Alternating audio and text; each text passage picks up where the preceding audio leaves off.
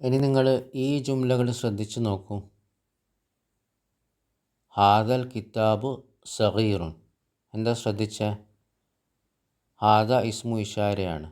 അതിന് ശേഷം വരുന്ന ഇസ്മിന് ശ്രദ്ധിച്ചു നോക്കൂ. അലിഫ്ലാമുണ്ട്. അൽ കിതാബൂന്ന അല്ലേ? നേരത്തെ നമ്മൾ പഠിച്ച സെൻറ്റൻസ് ഹാദ കിതാബു എന്നായിരുന്നു.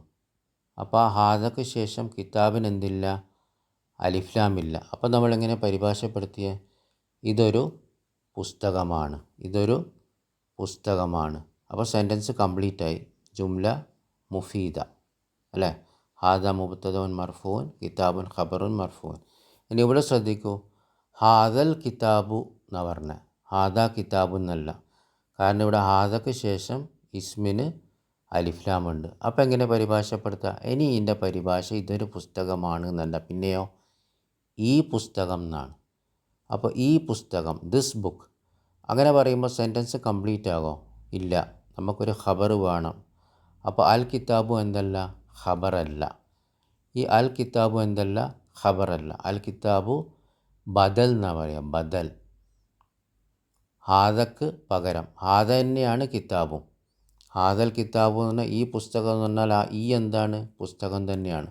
അപ്പോൾ അൽ കിതാബു ബദലാണ്. അപ്പോൾ നമുക്കൊരു ഖബർ വേണം. കാരണം സെൻറ്റൻസ് പൂർത്തിയായിട്ടില്ല. കാരണം ഇസ്മുൽ ഇഷാരയ്ക്ക് ശേഷം ഉള്ള ഇസ്മിന് അലിഫ്ലാം വന്നാൽ അർത്ഥം ഇനി ഈ പുസ്തകം എന്നാ വരാം. ഇതൊരു പുസ്തകമാണ് എന്ന് പറഞ്ഞിട്ട് സെൻറ്റൻസ് പൂർത്തിയാകില്ല. അപ്പോൾ നമുക്കൊരു ഖബർ വേണം. ആ ഖബർ എന്താ? സഗീറുൻ. സഗീറുൻ. അപ്പോൾ ഇവിടെ ഖബർ മർഫു ആണ്. കാരണം എന്താ? ഒറ്റ വാക്കിൽ വരുന്ന ആദ്യത്തെ ടൈപ്പ് ഖബറാണ്. അത് നമ്മൾ പഠിച്ചതാണ്. ഒറ്റ വാക്കിൽ വരുന്ന ആദ്യത്തെ ടൈപ്പ് ഖബർ എപ്പോഴും മർഫു ആയിരിക്കും. അതേപോലെ അടുത്ത സെൻറ്റൻസ് നോക്കൂ. ഹാദിഹിൽ ബിന്തു സഗീറത്തുൻ. ഈ പെൺകുട്ടി ചെറുതാണ്. അപ്പോൾ ഇനി എങ്ങനെ അർത്ഥം, എന്താ അർത്ഥം വരാം? നേരത്തെ നമ്മൾ ഇസ്മുൽ ഇഷാരയ്ക്ക് ശേഷം അലിഫ്ലാം ഇല്ലാത്തപ്പോൾ എങ്ങനെ അർത്ഥം പറഞ്ഞേ?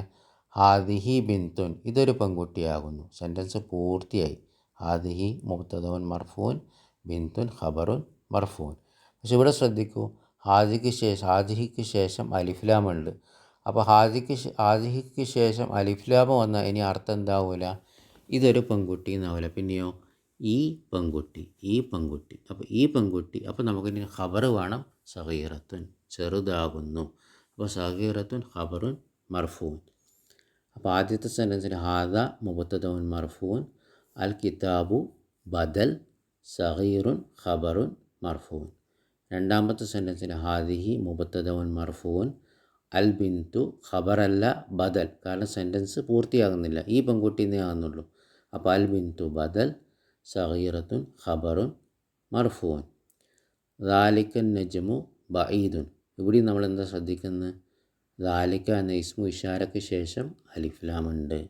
അപ്പോൾ ഇനി അർത്ഥം അതൊരു നക്ഷത്രമാണെന്നല്ല, പിന്നെയോ ആ നക്ഷത്രം. പിന്നെ ഒരു ഖബർ വേണം. അതെന്താ? ബഈദുൻ ഖബറുൻ മർഫൂൻ. ഒറ്റ വാക്കിൽ വരുന്ന ഖബർ തന്നെ. അപ്പോൾ അതിനടയാളം എന്താ? മർഫൂൻ. തിൽക്ക സയ്യാറത്തു കരീബത്തുൻ. തിൽക്ക സയ്യാറത്തു കരീബത്തുൻ. ആ കാറ്, ആ വാഹനം അടുത്താണ്.